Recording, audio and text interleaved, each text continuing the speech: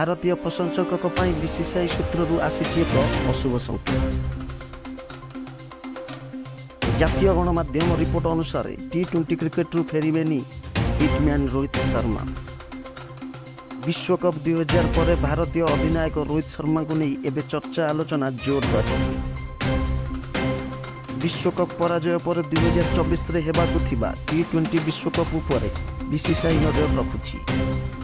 2022 रे होइथिबा टी20 विश्वकप पर ठारू टी20 फॉर्मेट रु लगातार भाव रोहित कोहली को दूरेई रखिछि।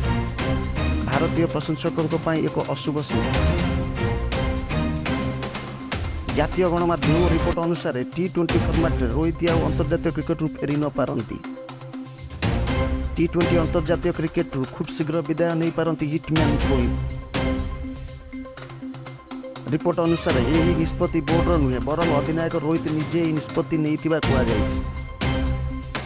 टी20 निज भविष्य को नहीं बीसीसीआई एवं मुख्य चयनकर्ता आदित्य अग्रकर सह आलोचना करते रोहित। 2022 नवेम्बर मासरे भारत टी20 विश्वकप सेमिफाइनाल इंग्लैंड ठारू हारी। भारत दल दुई वरिष्ठ खेलाड़ी रोहित शर्मा विराट कोहली और टी20 अंतर्जातीय मैच खेली ना। बीसीसीआई सूत्र अनुसार तीनोटी फॉर्मेट नेतृत्व चापर मुक्त होगा चाहते रोहित।